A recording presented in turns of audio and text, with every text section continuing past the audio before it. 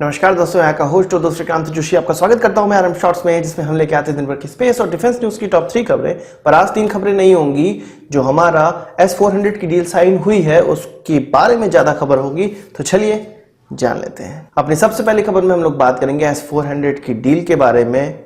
आप में से बहुत से लोगों ने प्रश्न किया था कि भारत और चाइना के सिस्टम में क्या अंतर है, भारत को जो सिस्टम मिलेगा 2020 में और चाइना के जो सिस्टम मिल चुका है उसमें क्या अंतर है। और अभी यूएस की तरफ से कुछ वक्तव्य भी आ गए हैं, ऑफिशियल वक्तव्य आ गए हैं, उन सभी चीजों पे हम बात करेंगे। सबसे पहले हम लोग बात कर लेते हैं कि किस प्रकार की ये डील रही। $5.3 बिलियन की ये डील रही। इसके अलावा 8 अलग अलग प्रकार के MOUs पे साइन हुआ। कुछ लोगों ने पूछा था कि इसके MOU पे तो साइन नहीं हुआ है, मिनिस्ट्री ऑफ एक्सटर्नल अफेयर्स की वेबसाइट पे इस तरह की कोई चीज देखने को नहीं मिल रही है। तो मैं आपको बता दूं कि इसके MOU पे 2015 में ही साइन हो गया था, इसलिए इसको मिनिस्ट्री ऑफ एक्सटर्नल अफेयर्स की वेबसाइट पे नहीं डाला गया है।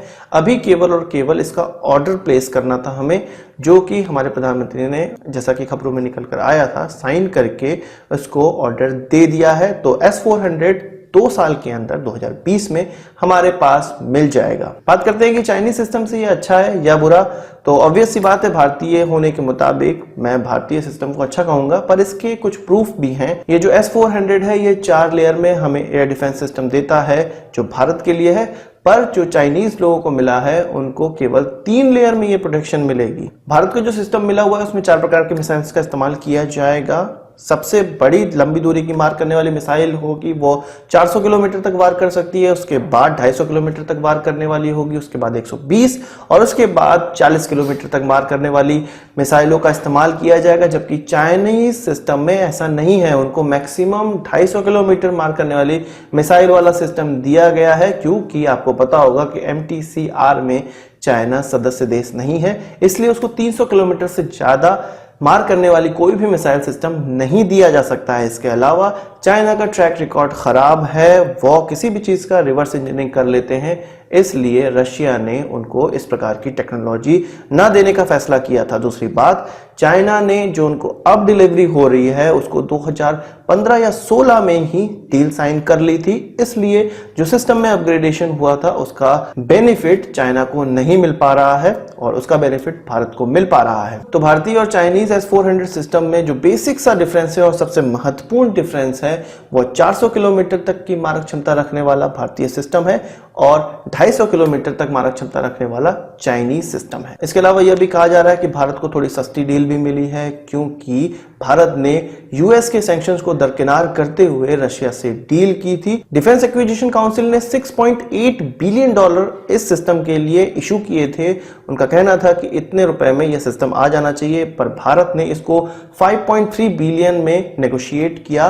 कुछ $1 बिलियन का कहा जा रहा है कि इसमें फायदा हुआ है, इसलिए इसको एक अच्छी डील मानी जा रही है। जिस प्रकार से राफेल को एक अच्छी डील मानी जा रही है, जिसमें कहा जा रहा था कि पैसे की बचत की गई है और उसमें हमारे डिप्टी एयर फोर्स चीफ को इन्वॉल्व किया गया था, उनको हेड बनाया गया था राफेल को खरीदने के लिए, इसलिए उसमें नेगोशिएशन अच्छा हुआ है। इसी प्रकार से S-400 की इस डील में भी नेगोशिएशन अच्छा हुआ है और ये आंकड़े mynation.com वेबसाइट के द्वारा प्रस्तुत किए गए हैं। इंडियन एयरफोर्स के एक अधिकारियों के सौजन्य से उन्होंने इन आंकड़ों को प्रस्तुत किया है। इसके अलावा भारत और रशिया के बीच में हमारे और आपके मतलब की जो MOU साइन हुए हैं वो रेलवे कॉर्पोरेशन को लेकर हुआ है और हमारे गगनयान को लेकर भी हुआ है। जो हमारे गगननॉट है, जो व्योमनॉट है, उनकी जो ट्रेनिंग होनी है वो अब रशिया में होगी। इसका MOU साइन कर दिया गया है यूरी गागरिन सेंटर में, जिसको वर्ल्ड का अभी तक का सबसे बेस्ट एस्ट्रोनॉट ट्रेनिंग सेंटर कहा जाता है। वहीं पे हमारे व्योमनॉट अब आगे आने वाले समय में ट्रेनिंग लेंगे। इसके अलावा स्पेस सेक्टर में ही एक और खबर थी जिसपे साइन हुआ है, वो भारत के नाविक का एक ग्राउंड स्टेशन रशिया में लगना था, उस पर साइन हुआ है और वहां के ग्लोनास का एक ग्राउंड स्टेशन हमारे भारत पे लगना था, उस पर पैक्ट साइन हुए हैं, MOU साइन हुआ है। अब बात कर लेते हैं कि यूएस की तरफ से क्या प्रतिक्रिया आई है इस डील को लेके। तो यूएस के एम्बेसी के स्पोक पर्सन का कहना है कि ऐसी कोई भी सैंक्शंस लगाने का अभी यूएस का कोई मकसद नहीं है। वो नहीं चाहता है कि भारत के जो भी हित हो रहे हैं उन पर कोई असर पड़े। वो ये जरूर चाहता है कि रशिया को जितनी भी फंडिंग हो रही है डिफेंस सेक्टर में, जो भी उनकी डील मिल रही है, उसके ट्रांजैक्शन को जरूर रोकना चाहता है, उनकी फंडिंग को रोकना चाहता है। पर किसी भी ऐसे देश जो कि अमेरिका का दोस्त है उसको इस सैंक्शंस के कारण कोई प्रॉब्लम ना हो, इन चीज को भी वो इंश्योर करना चाहता है। तो अभी फिलहाल में किसी भी प्रकार के सैंक्शंस लगाने के पक्ष में नहीं है यूएस की गवर्नमेंट। उनका यह भी कहना था कि सैंक्शंस कभी भी डील साइन होने पे नहीं लगते हैं, ट्रांजैक्शन होने पे लगते हैं, उन ट्रांजैक्शंस को रोका जाता है और ट्रांजैक्शन टू ट्रांजैक्शन सैंक्शंस लगाए जाते हैं। यानी कि ऐसा हो सकता है कि किसी ट्रांजैक्शन में सैंक्शन ना लगे और अगले ही समय जब उसी डील में दूसरे ट्रांजैक्शन किए जाएं तो उस पे सैंक्शंस लगा दिया जाए।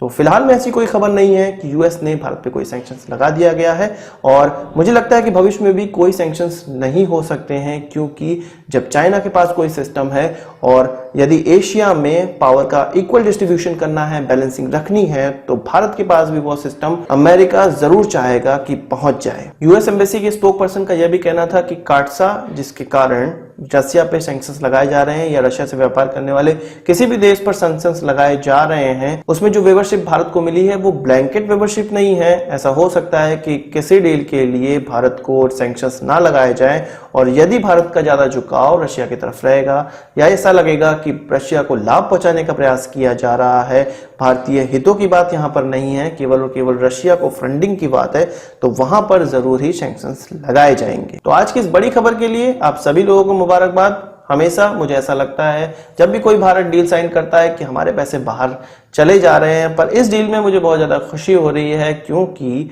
पैसे तो जा रहे हैं पर वर्ल्ड का बेस्ट सिस्टम हमारे देश को मिल रहा है। अपने अगली खबर में हम लोग बात करेंगे इसरो की चंद्रयान 2 की।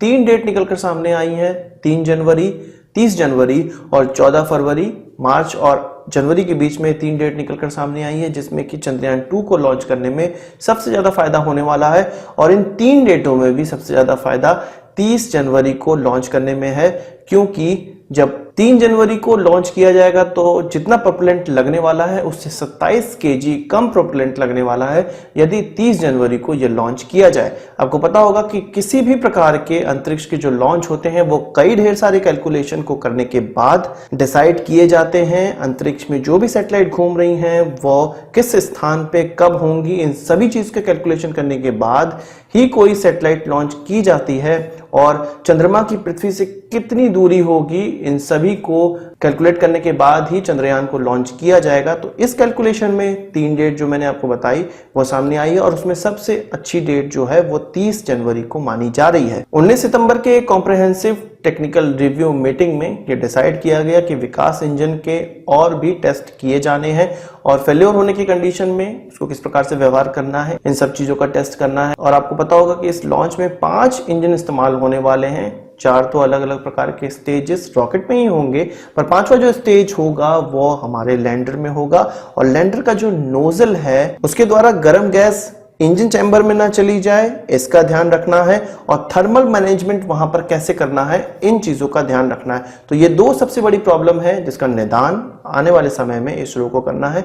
जो 2-3 महीनों का समय बच रहा है इसमें इसरो को इस समस्या का निदान करके सामने लाना है। इससे पहले कुछ खबरों में सामने निकल कर आया था जो ये 5वां इंजन है जो कि लैंडर में लगने वाला है, उसका टेस्ट फेल हो गया था, पर बाद में के सिवन जी ने कहा कि यह टेस्ट गलत कारणों की वजह से फेल हुआ था, हमने गलत प्रकार से टेस्ट कर लिया था, इस कारण से यह इंजन फेल हुआ था और आगे आने वाले समय में अभी इसका फिर से टेस्ट किया जाएगा और हम यह आशा रखते हैं कि इस इंजन का टेस्ट आगे आने वाले समय में सफल होगा। तो यह माना जा सकता है कि 30 जनवरी लास्ट डेट हो सकती है चंद्रयान 2 को लॉन्च होने में और कब ये लॉन्च होगा आने वाला समय ही बताएगा। स्पेस सेक्टर ऐसा सेक्टर है जिसमें कुछ भी निर्धारित नहीं होता है, सब ऊपर वाले की देन होती है, मतलब ऊपर जो चीजें घूम रही हैं जो कि हमारे हाथों में नहीं है, उनके कैलकुलेशन पे ही यह निर्णय लिए जाते हैं। तो आज की इस वीडियो के लिए बस इतना ही।